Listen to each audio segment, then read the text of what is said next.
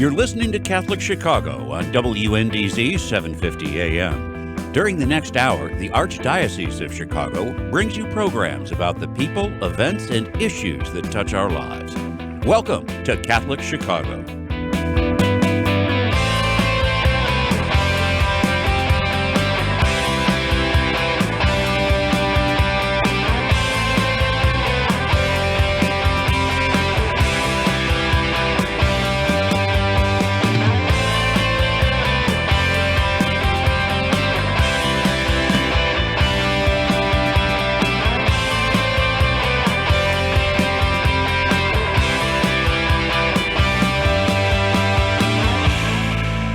Good morning, everybody, and welcome to our program here this morning on Monday, the 19th of July. This is a tape recording program here this morning. So we're actually doing this on Friday, but we'll air it, like I said, on Monday the 19th. So hope everybody had a very good weekend. And we have a very good show today. It's taped, but it's going to be better than ever when it's taped. That's what they're telling me. So we're very fortunate today. We have three guests. I'll just kind of run through the lineup here, I guess, first thing. In the morning, and then we'll get to our topics. The first topic that we're going to be discussing is we're very fortunate to have with us in studio an attorney for the Thomas More Society.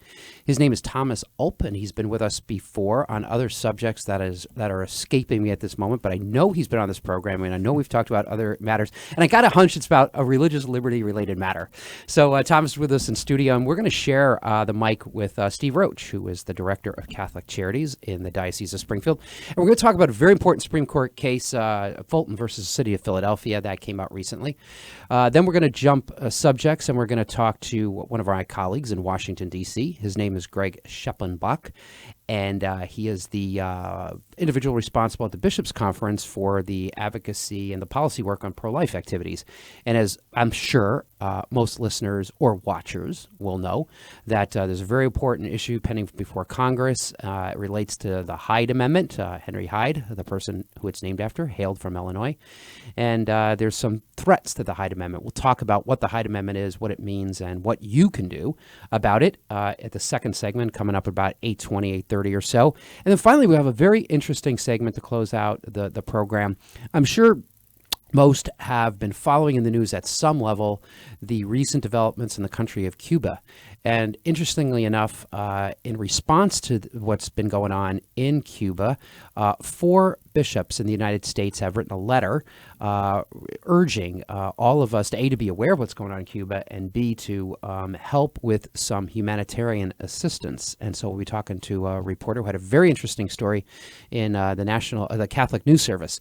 And we'll be going over what that letter said and what we can do to respond to the humanitarian crisis that's underway right now in the country of Cuba. So our prayers are with them. So that's the show. That's the lineup. Third guest will come on about 8:40 or so. Is it 8:40? Yeah. Okay. So we're taping this, so my times are all mixed up. I think it's 8:40.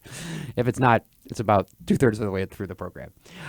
So without further ado, let's jump into our first topic. Like I said, with us in studio, we're very fortunate to have Thomas Ulp. He is an attorney with the Thomas More Society. And also, I can't say on the line anymore. I guess I can say via the miracles of technology that I am not able to describe. We have Steve Roach with us, who is the Director of Catholic Charities in the Diocese of Springfield. Steve, can you hear me? Great. Well, I can't hear you necessarily, but that's okay. I think you said great. It's good to be with you. I can read lips now. I'm that good. And so there we go. Either you were monitored off or Zoom or something like that. But anyway, it's good to see you and hear your voice again. And with us in studio, we have Thomas Ulp. As I said, he's an attorney with the Thomas More Society. So, Steve, maybe we could just sort of start with you. You were director at Catholic Charities when I believe it was Governor Quinn made the decision not to place. He was going to forbid us from contracts, I believe it was, if I recall what the policy issue was at the time. And so basically the state was saying is we're not going to contract with you guys anymore because of our religious values. And I know you were involved with that decision and advocating for changes in the law in Springfield that were unfortunate unfortunately not successful. And also you did some work at the national level about advocating and making more people aware, really for the past 10 years, what happened here in Illinois, and hopefully that it would never happen again. So take us back like 10 years ago. Tell us kind of what the environment was 10 years ago and what happened. Then we'll turn it over to the court decision here. Sure, Bob. Going back 10 years, the genesis of the conflict really started with the passing of the civil unions legislation here in Illinois. And within the context of that, new law, we had concerns regarding our religious liberties and the ability for Catholic Charities to continue to carry out its contractual programs with the state, but also be able to maintain our religious identity. And unfortunately, the people who were forcing this conflict upon us at the time really did not desire for compromise whatsoever. And the end result was that Catholic Charities across the state of Illinois was forced out of foster care, displacing 3,000 children, and also destroying a mission of caring for abused children that has been a part of the Catholic Church for as long as anyone can remember. So that was really kind of a short synopsis of what happened at that time. And I remember that well, because the legislation we were trying to pass was just the statutory authority would allowed us just to refer somebody to another agency if they felt or we felt we couldn't meet their needs. And even that was turned away. That was really, I think, the heartbreaking part of this is that, I mean, a lot of times with the religious liberty cases, there's a way to honor entity or an individual's religious right, yet also allow the person who's petitioning for the service or something to also get their way. I mean, there's ways to do this, and unfortunately, we were just kind of shown the door. Yeah, absolutely. Again, there was just no room for compromise whatsoever in the minds of the people that were forcing this on us, and that's the end result. The tragedy is the impact on children, and that's really what got lost in the focus of all this. It did. And I know you've spent a lot of time the last 10 years. I know you've done things in Washington, D.C., and I think you've tried to respectfully keep the issue out there that Illinois was negatively impacted. Like you said, 3,000 kids no longer receive services from Catholic Charities. Ironically enough, I just saw a news story over the last day or two where DCFS now is using its office space to house children because they don't have the providers to provide care. And I was watching this, and I said to my wife, I'm like, it's amazing. Catholic Charities got kicked out of this, and here we are. We're using office space now to provide, but that's a whole other subject. But anyway, I mean, so you've been really involved the last 10 years trying to keep this issue out there, you and many others.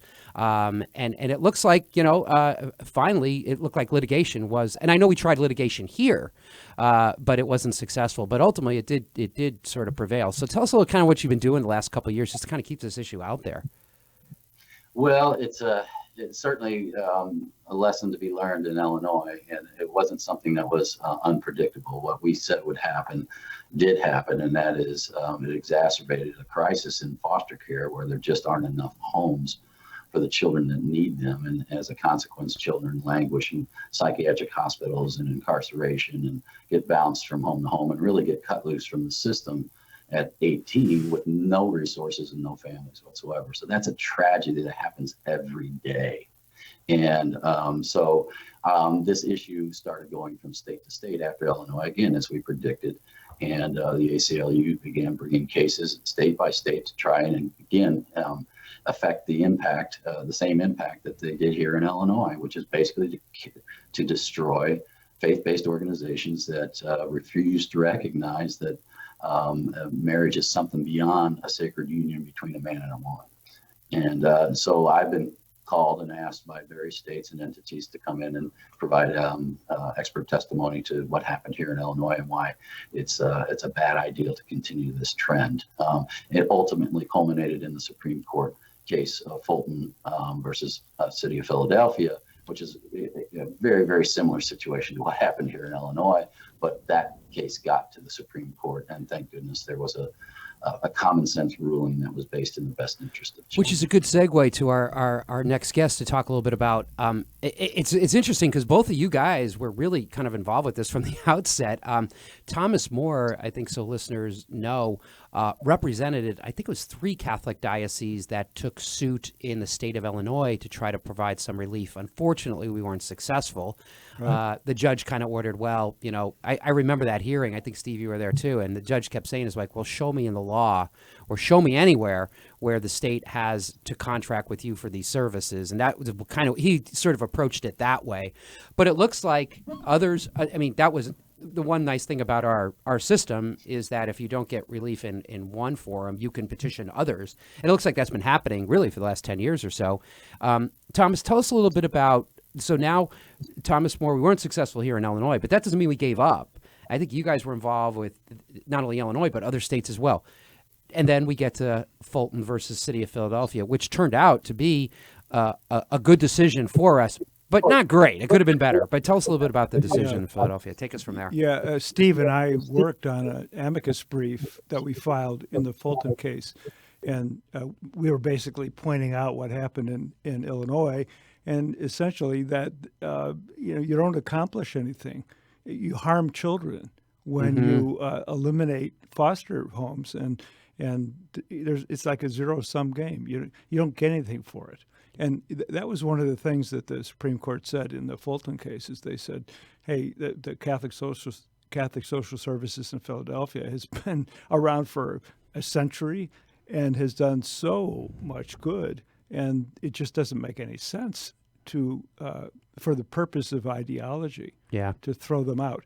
So the decision that was made, it's a 9-0 decision. So Justice Roberts is interested in, unanimous decisions if he can find them. But he had to sacrifice, a reevaluation of the free exercise clause as a result of that. And Justice Alito basically came down hard saying, hey, the Employment Division v. Smith case, which was from 1990 and kind of turned around the law, is wrongly decided. Ironically, it was Justice Scalia that wrote that decision. But the Supreme Court's got to deal with these issues, and it hasn't really effectively dealt with it in this case because it did not override this Smith decision.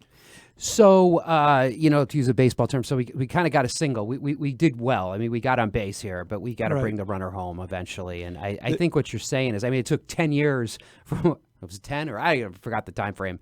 But, when what happened in Illinois and other states as well, and other localities, to get this far with the U.S. Supreme Court, which is good. I mean, a win is a win. Yeah. You always take a win.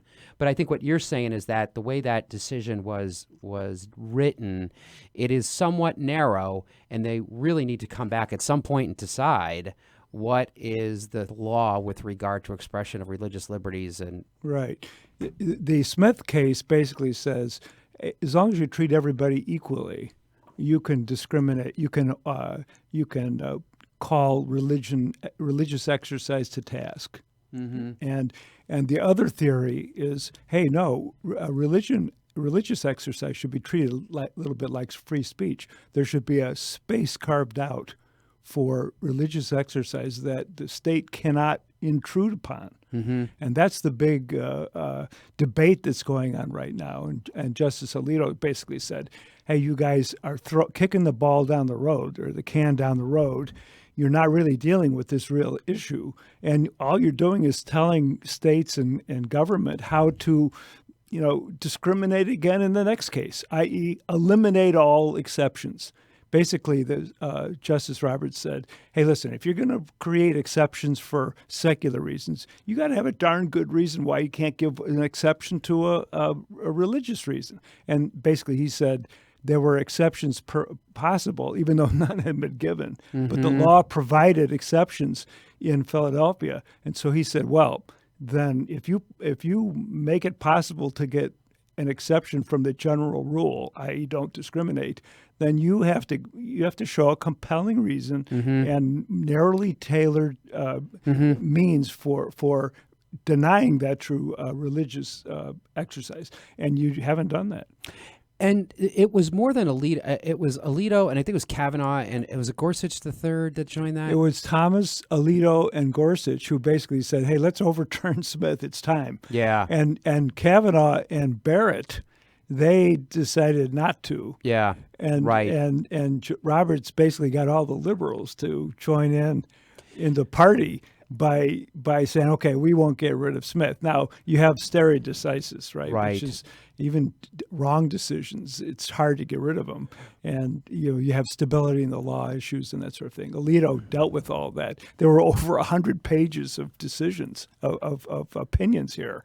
And anyway, Alito covered the waterfront, but he couldn't get Barrett and Kavanaugh or Roberts to join, and so it came down the way it did. Are you an optimist then? Because there are other cases, I'm sure, that are pending out there that deal with this topic. If they're not, there will certainly be. We're involved in one in Kentucky, Sunrise. Okay, so Children's Services. There's one, as Steve mentioned, in South Carolina. So, and the same issue is involved in a lot of other cases. The Masterpiece cake right. is an issue. Yeah. And just a comment, William McGurn in the Wall Street Journal mentioned, he quoted Andrew Sullivan, and he said, Andrew Sullivan said, hey, listen, the liberals won the culture war by saying live and let live. And now they're saying, we won't let you live. We're going to destroy you if you don't toe the line. Yeah. And Andrew Sullivan said, that's totally inappropriate. Yeah. And so let's live and let live. That's really what the Supreme Court said here. Yeah. And we need to keep pushing that so that religion either get it overturned, like Alito said, or at least push the live and let live principle. Steve, since the decision came down 10 years ago, I know you at Catholic Charities in Springfield and the other dioceses throughout the state have moved away from the provision of state-funded or state-contracted foster care and adoption now for the most part, I think. And I know you've gone into other service needs, and I think, we've said at the time, and I think we've continued to say, is that society has a lot of needs. So Catholic Charities will always be there to help meet those needs, whether it be it for children, children in the foster care system or any other site. You do still provide some services through this Department of Children and Family Services and Senior Services and homeless people, et cetera. Are you at all concerned about the narrowness of that decision, or do you think that you are in a decent spot as it comes to religious liberties right now? I am concerned with the narrowness of the decision, and I think even Judge Alito, in his opinion, referenced Illinois and other states, saying basically this decision provides no relief or really no direction for those agencies in Illinois and the other states where this fight has taken place. And so, as Tom was saying, really, and Judge Alito outlined in his opinion, basically all the city of Philadelphia has to do now is go back to those contracts, take out the exception clauses, and kick Catholic Charities out again. Right. And if that's what the decision was based on, those exception clauses is what triggered strict scrutiny. It was left unanswered whether or not that the ruling would have been in our favor if it hadn't triggered strict scrutiny. But for us here in Illinois, all the state has to do is ensure that the contracts they have no exception clauses. If they don't publicly attack Catholic Charities or other religious agencies, in other words, target, give the impression that they're targeting. As long as they do those things, keep their mouth shut and take out the exception clauses, we really would have no way back in. Yeah. So, yeah, exactly. So this doesn't, like I said, a win is a win, and it's always good that we came down on the right side, because an alternative decision would have been a disaster. Right. But I think what you're both saying is that, religious liberties kind of lived for another day. We're going to plan for another day. So the threats are still out there. And it seems to me that the authorities could easily change policy, ordinances, or laws, and our rights would be swept away with those changes. One point Alito made, which I think is good, is he said, hey, we're very vigorous in protecting the First Amendment, free speech. And that's the First Amendment. Well, free exercise is in the First Amendment, too. Right. How is it that we wouldn't vigorously protect Right. free exercise of religion. It doesn't make any sense. Yeah, and I think it's interesting too that I don't know. Thomas, you're probably more of a court watcher than I am. I'm kind of just a spectator when it comes to these big, high-profile decisions. And I think what you said is very accurate about Robert's way he seemed to operate the court, which is wanting consensus and unanimity if he can get it. And what does it take to get unanimity? So it's usually the least common denominator. And it seems like what they did here. I think it's an interesting open-ended question as to where are Kavanaugh and Barrett, Judges Kavanaugh and Judges Barrett, because they're very new to the court, and a different set of facts. It's an open-ended question as to where they would come down, right? I think so too. Yeah. But basically, there's going to be a whole stream of cases going back up to the Supreme Court because they didn't really decide this. Is the masterpiece the cake baker out there in There's Colorado? another. Is he the next one up again? Well, the district court ruled against him regarding a transgender case. Right. So in other words, the court's opinion and masterpiece cake didn't solve the problem. It's coming back again. Right. So you have this issue of live and let live versus total ideological, tyranny. Really is what it boils down to. Well, it's keeping entities, public interest, law firms like Thomas More very busy. So it's good for you guys in that way. There's plenty of work.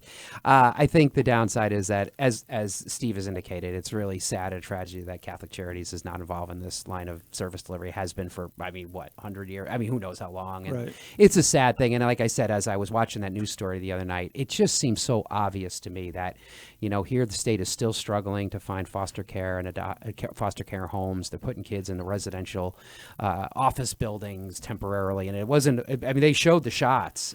It wasn't temporary. These kids have been there for a while, and it just makes you wonder, what if we were still involved with that? Would that be the case anymore?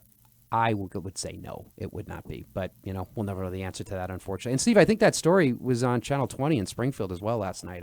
I heard it made the news down there as well.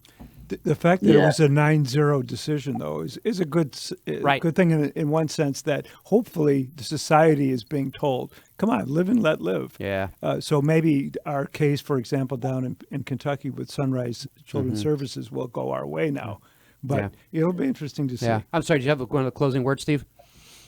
No, I was just going to say we were aware of that. I was aware of that news story, and it's really been going on for a long time. And again, I think the focus was lost, and the focus should have been all along that the adults in the room got together and decided what was in the best interest of kids instead of pointing fingers at each other. Yep. And being attacked and attacking back, and this just seems so unnecessary. And if people really understood the plight of these children, 19,000 kids that are in the DCFS system, where they come from, the abuse they suffer, the trauma they suffer day after day after day, no one would think it would be a good idea to destroy great foster care resources. I remember you kept saying that. On the plight of the kids. Yeah, I remember you kept saying that. Let's look at the best interest of the kid, and then, nobody would listen to us. But we tried.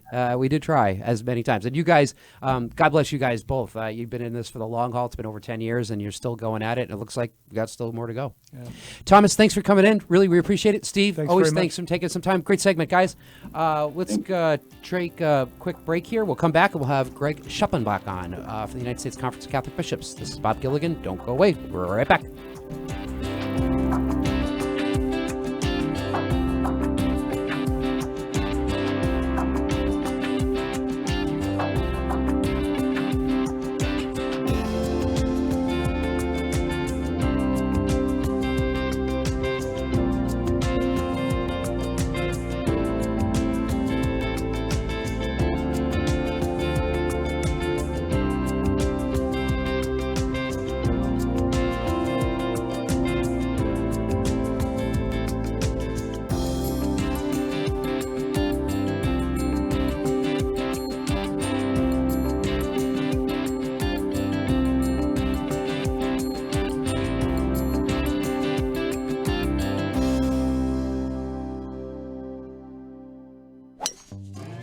The 27th Annual Catholic Charities Golf Classic will take place on July 19th, and you are cordially invited to attend. Gather your friends and work colleagues for this fabulous event that will take place on two beautiful golf courses, Shore Acres in Lake Bluff and Knollwood Club in Lake Forest. Proceeds will benefit Catholic Charities programs and services in Lake County. All state and CDC guidelines will be followed, and registrations are filling up quickly. Call 847-814-3839 today. That's 847-814-3839. Thank you on behalf of everyone we serve in Lake County.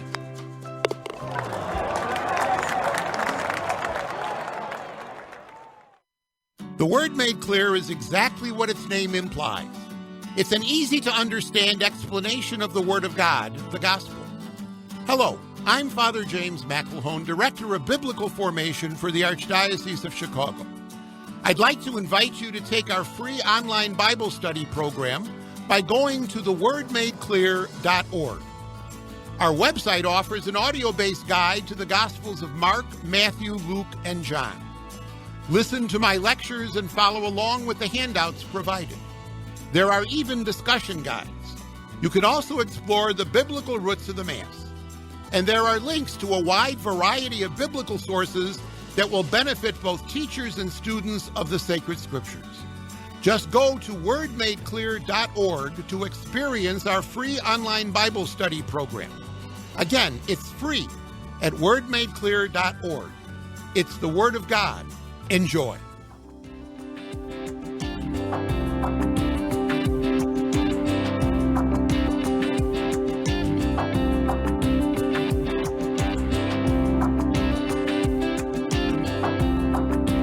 Greg is on now.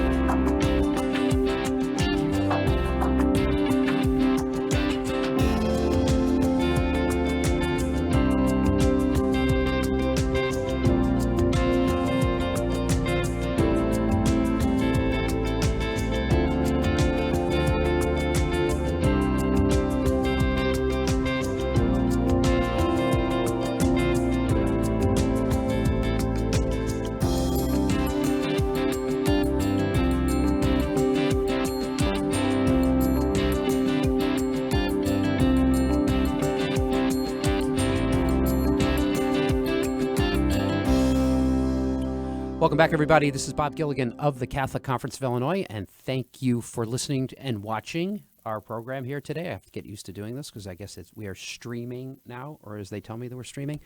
And we're going to make a segue to another topic here. It's very important, very timely right now. What's going on in Congress with the United States Conference of Catholic Bishops' advocacy to secure, continue on with the Hyde Amendment. With us on the line, I can't say that anymore, I guess, can I? We're streaming, so I don't know what we say. But anyway, with us is Greg Schleppenbach. He is larger than life, the pro-life director for the United States Conference of Catholic Bishops. Greg, I don't know if you can see me, but I can see you. Welcome to the program. I can see you. This is high tech, huh? It's pretty scary. Hey, thanks for taking some time here this morning. We want to talk about the Hyde Amendment. I think most people watching or listening know what the Hyde Amendment is, but probably should go over that. But really, I think we really want to focus people's attention on what they can do to preserve the Hyde Amendment, because it looks like for the first time and really, as far as I can remember, the Hyde Amendment is under a serious attack by the administration and by people in Congress. Greg, the Hyde Amendment, let's just define it for folks so people know what we're talking about. Obviously, they should know because Henry Hyde, the person it's named after, hails from Illinois. Yeah, so the Hyde Amendment been in place now for 45 years, and it was intended to ensure that our tax dollars would not be used to either pay for abortions or pay for any health plans that would cover federal health plans that would cover abortion, or that are in federal tax dollars would not be used to pay for health plans that cover abortion. So it's two parts. Funds cannot be used to pay for abortions or health plans that cover abortions.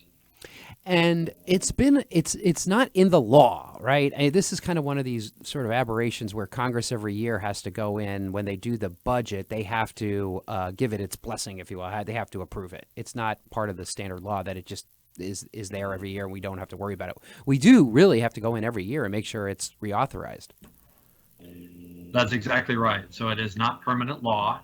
It is what they call a rider to an appropriations bill. And so it has to be attached to that appropriations bill, which has to be approved every year by Congress.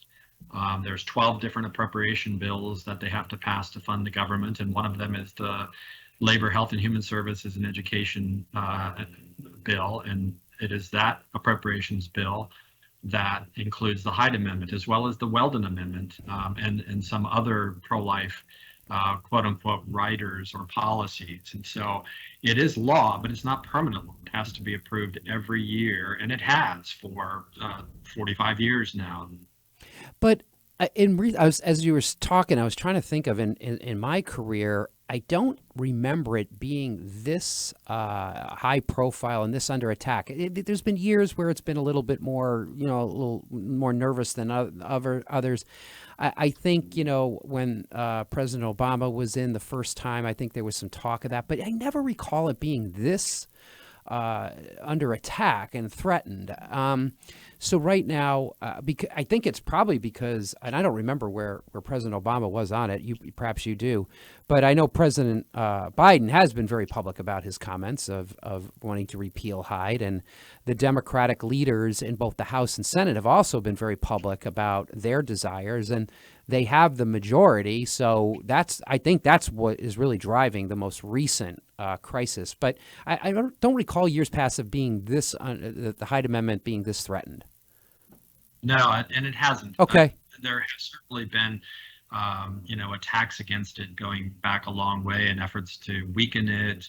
But this is really the most serious threat we've ever seen because, as you mentioned, you have a president and who actually put out a budget.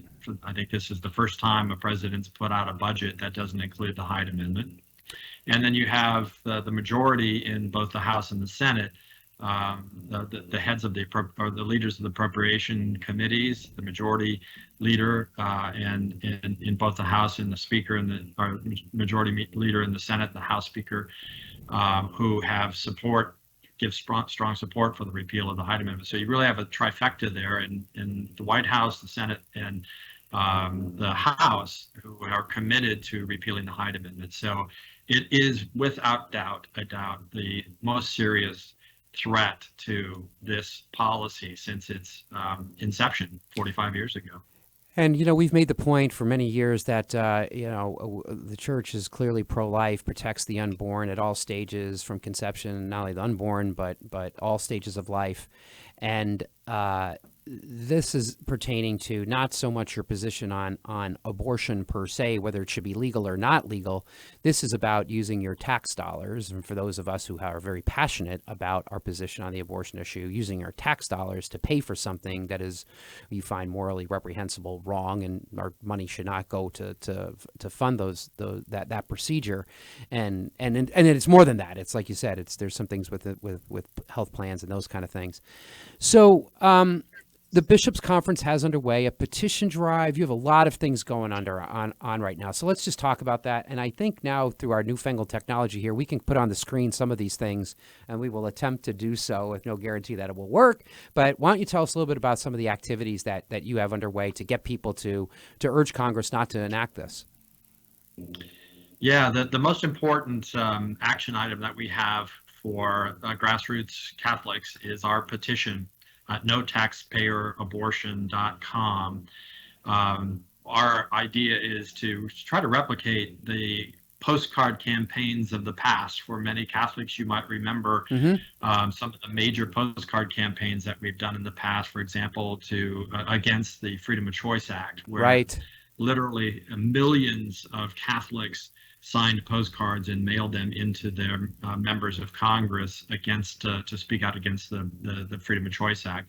So, because of the shorter time frame that we have with this Congress and the attacks against Hyde, as well as all of the restrictions from COVID, doing a physical postcard campaign was not really feasible this time. So we've tried to replicate that in the digital sphere.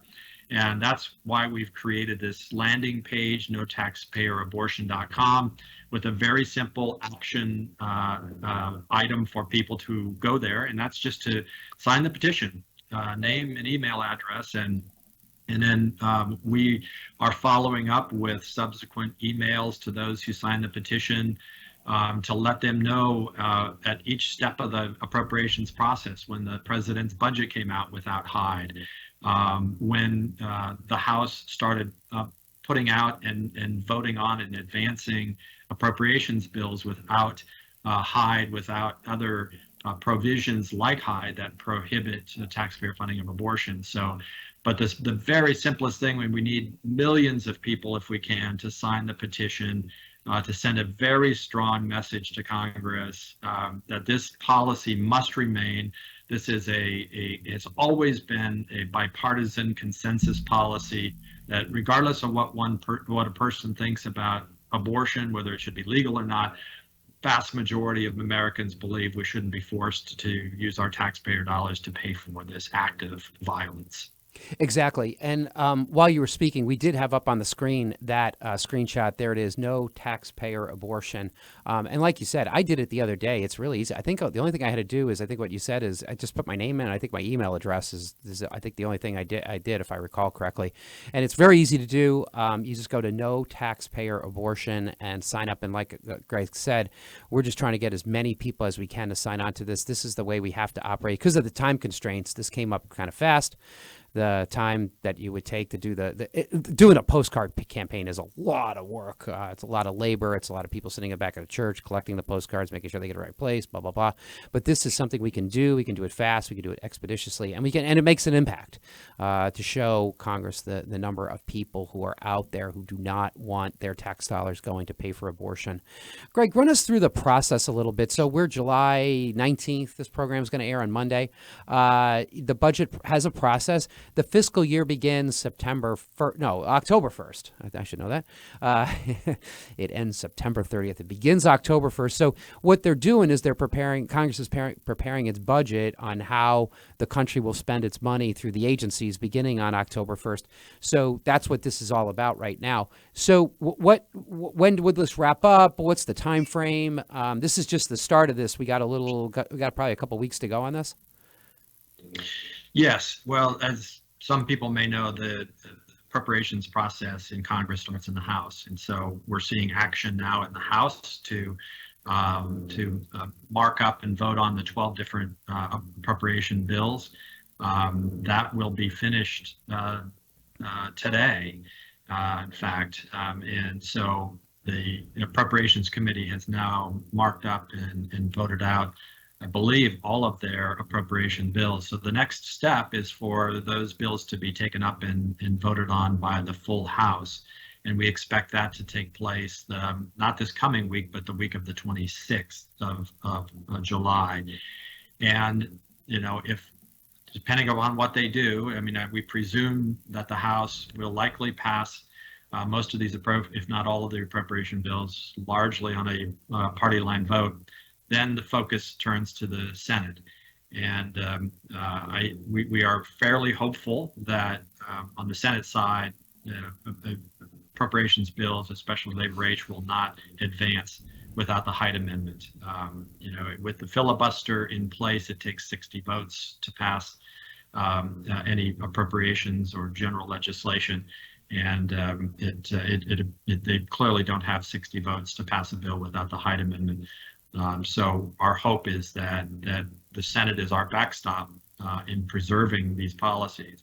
But we must not take that for granted. This is clearly, the Hyde Amendment is on a razor's edge. Mm-hmm. As we said at the beginning, we have never seen this level of attack against the Hyde Amendment, the Weldon Amendment, and other pro-life protections. And it is so critical that Catholics and other pro-life individuals speak out in a huge way to Congress to say, don't mess with these bipartisan, longstanding policies.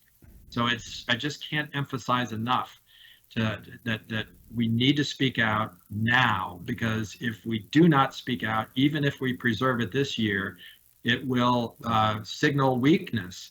And we cannot do that. We have to send a message to Congress that this has huge, massive support by the American people, and to discourage them from any further attempts to repeal these policies. Very good. I can't say it any better.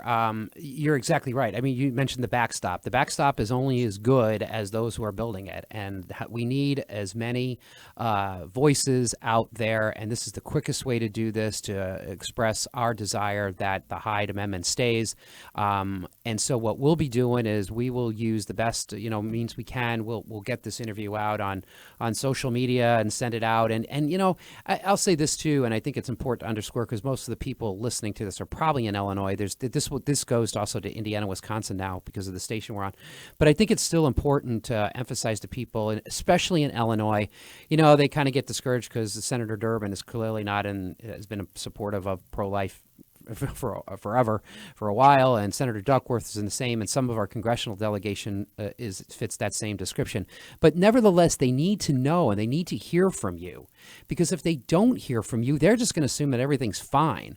So I know people get discouraged sometimes in states like Illinois, but this is not a time to be discouraged. This is something that is, I think Greg indicated, we can prevail here, but we have to work hard. We have to do what we can do, which is raise our voice. And I think this is a real good way to do it. It's called No Taxpayer Abortion. Get on the website. It'll take you the better part of 20 seconds, maybe. And you can say you've done something to help preserve this very, very, very important rider that goes in every year, so your tax dollars don't go to fund something that we know to be morally offensive. Anything else, Greg? I think we got it. We're going to keep saying the same thing over and over again until we get enough signatures. How's that? That's great. That's great. What we need. Right. Good. Hey, Greg, thanks for taking some time this morning. Good to see you, albeit virtually in this kind of strange format, but thanks for taking some time. You bet. My pleasure. Thanks, Great. Bob. Thank you. Bob Gilligan with the Catholic Conference. Don't go away. We'll be right back. We're going to come back with Rhina Guidos, who's a reporter for the Catholic News Service, and she's going to be talking about some very important developments in the country of Cuba and how we can help out people who need our assistance more than ever. It's Bob Gilligan. Don't go away. We'll be right back.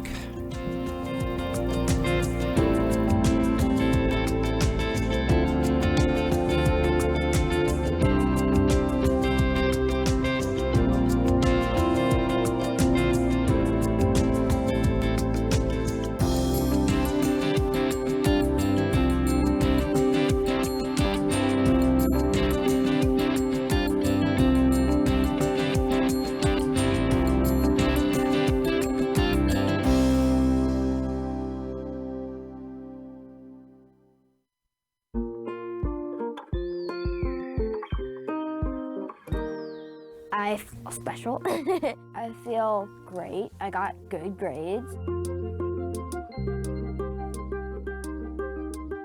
We've seen a huge surge in our kids now meeting or exceeding grade level. Come check us out. You may have never thought we were an option before.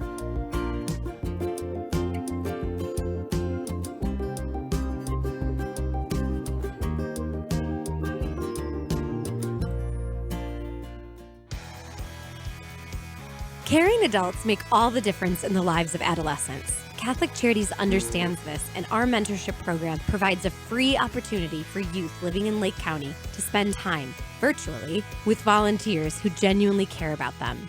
This program is ideal for youths age 9 to 12 who may need support navigating the challenges of childhood and early adolescence.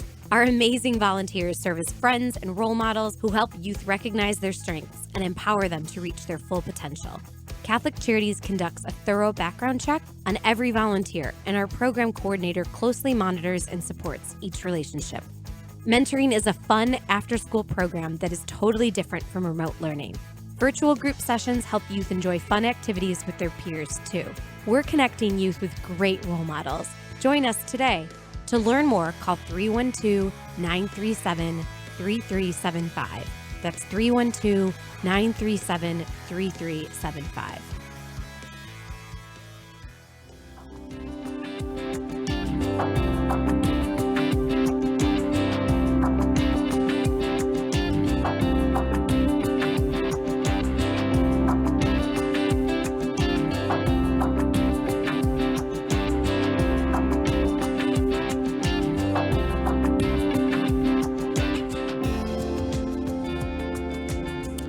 Welcome back, everybody. This is Bob Gilligan of the Catholic Conference of Illinois, and thank you for listening to the program here today on Monday. This is July 19th, and a beautiful day here in Chicago. And let's just jump right into our last segment here. With us on the phone, we have a reporter for the Catholic News Service. Her name is Rhina Guidos, and she has written a very interesting story that I would urge all our listeners here this morning to go see if they can get a copy of it. Rhina, are you with us? I am. I'm having a little bit of a hard time hearing you. Okay, I will talk clearly and slowly as possible, so hopefully you can hear me. How about this? I will do less talking, and then you could sort of take it from there. Rhina, so the story that I was interested in talking to you about appeared a couple days ago in Catholic News Service, and I found it interesting because right on the sort of the backdrop of the 4th of July and Independence Day that we had just celebrated, I think people in the United States are now they're starting to hear about some developments on the island of Cuba. And there's some people who are really having some real difficult times right now due to some of the political problems there. And tell us a little bit about your story that you wrote about some of the bishops and what they were trying to get across to people, because I think we want to do as best a job we can on getting the word out that there are some people who don't live very far from us who are really experiencing some difficult times. Tell us about your story you wrote. Bob, I'm sorry, the connection's breaking up quite a bit. Could you hear me at all? I can hear parts. Okay. Tell us a little bit about the story that you wrote that appeared in Catholic News Service a couple days ago. Mm-hmm. Well, I recently, I wrote this story about what the Cuban American bishops had said in light of, what many of us have seen in our TV sets or, and on the internet about the protests that took place starting on July 11th, where there were, mass protests in various Cuban cities. And one thing that they protested was, the lack of medicine, but also the lack of food. And mixed in with all of it is, also a call for freedom, which, the Cuban American bishops, 4 of them, addressed in a letter a couple of days after the protest. And, the interest of the church, of course, is the humanitarian aspect of it, because given that, Cuba, like the rest of the world, is experiencing a pandemic, it's also doing so without a lack of medicine, many resources, food, and under the weight of the U.S. embargo. So, even though we've all suffered, particularly in the pandemic, Cuba has had an extra set of problems. And I think it was just, a reaction to it. And the Cuban American bishops, of course, responded to them as saying, number one, we're with you, but also calling on the greater international community to try to help them out somehow through humanitarian aid, which fortunately seems to be moving a little bit. They have been without a lot of internet connection and communication with the rest of the world. But yesterday I started seeing a little bit of movement from some websites and asking for money, like Caritas, asking for money to be able to help people out in this dire situation. I think one of the things that we talked about the other day that's important to underscore is when there are incidents like this that are going on, and when I say incidents, I'm referring to people who are in the streets, clearly for a lot of reasons that they are in the streets and that they're having some problems. But one of the things I think we want to underscore is that these 4 bishops that wrote this letter, I think are to be commended. They're all of Cuban descent. I think there was one from New Jersey, one from Newark, one from Philadelphia, and I don't recall where the other two were from. But I think they're to be commended because I think what they're doing this is what the church does, I think, particularly well, is to highlight the fact that there are so many people in need and that we have to have some kind of response to those people to meet their needs. And I think that's really what the main purpose of that letter was, is to just call attention to the plight of people. Like you said, these are just sort of basic human needs that are lacking. It's food, it's medicine, and to a degree, shelter, I think. So it's good to hear that you sense that there's some movement on this issue. I'm hoping and we're all praying that there is movement on this issue. Have you had an opportunity to follow up with any of those bishops, or are you hearing of other developments and calls for some more humanitarian aid to the island? I have talked to one of them, Good. and I think that they have done. They have stayed on the same path that they have always stayed, which is, number one is to, this resolve to let Cubans have a say and be actors of their own future, while at the same time trying to support them in whatever way they can, whether it be materially, which is a bit hard to do right now, but at least they're asking, the help of the rest of the international community, because one of the problems with getting help to Cubans right now is, some of the restrictions that the U.S. has imposed in during the Trump administration, but also have not been lifted during the Biden administration. So in terms of getting the material help from the U.S. is a bit difficult.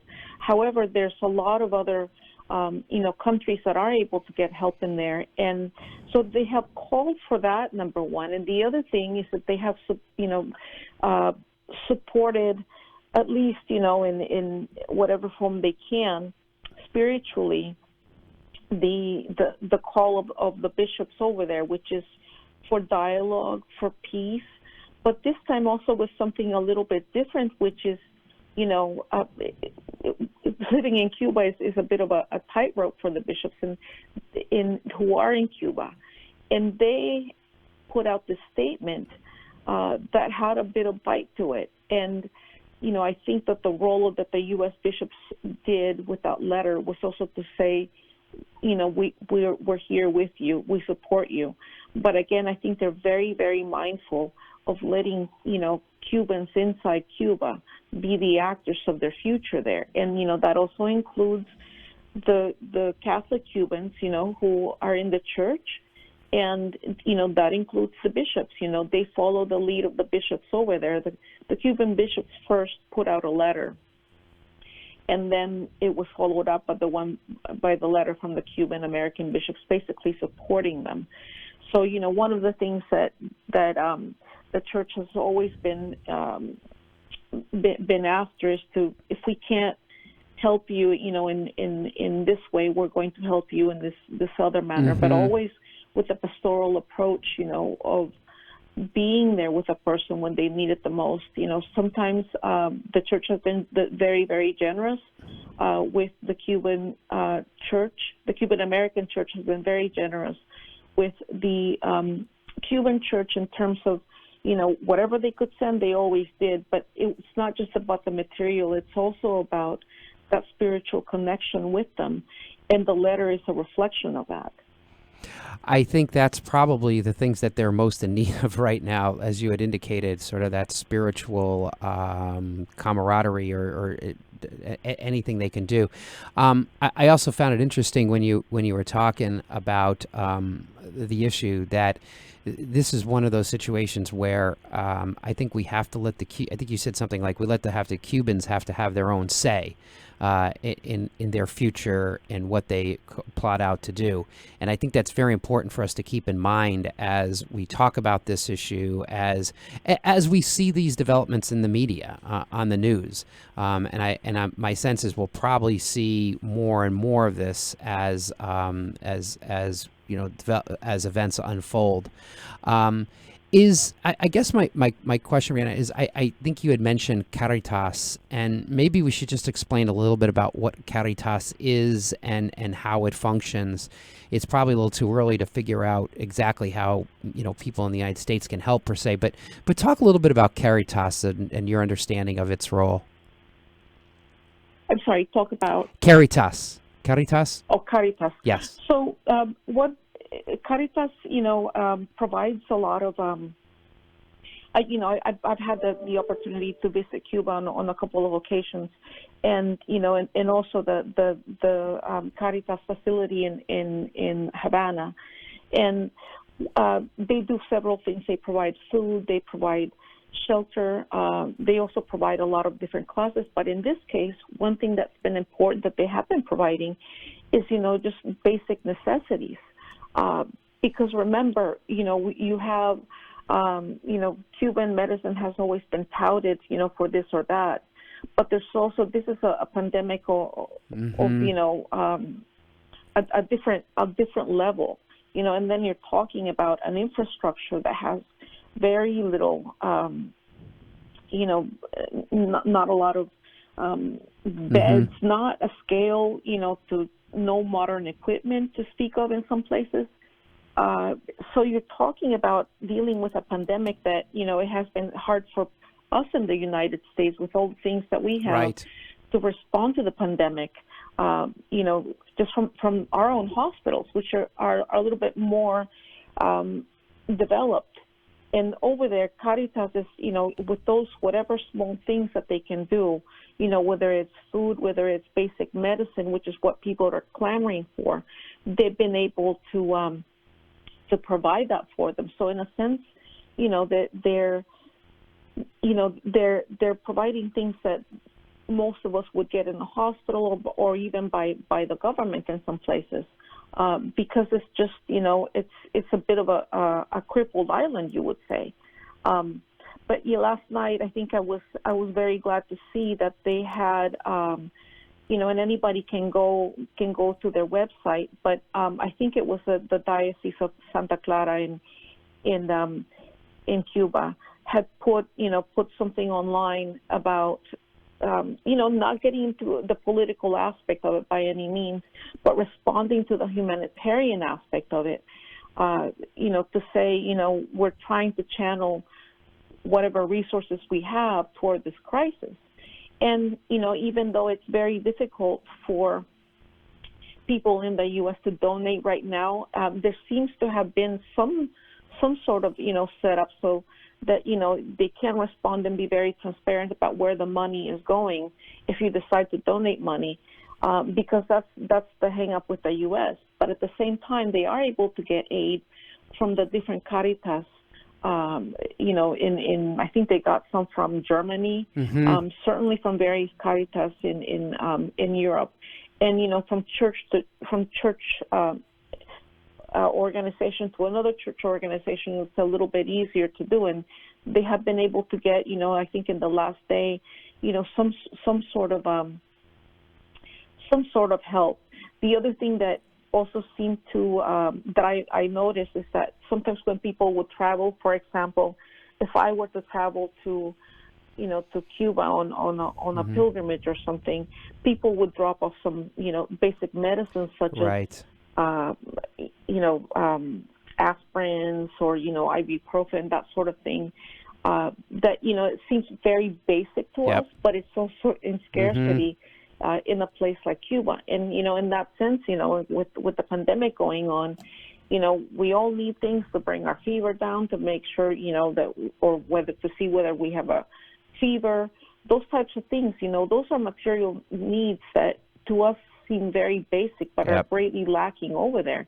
And I can imagine that there's a lot of mobilization, which is what I took from the Facebook post that it put up, that there were entities, that don't have the kind of restrictions, such as Europe, to get some material needs in there. Rhina, Thanks so much for joining us. The story that she wrote is on Catholic News Service website.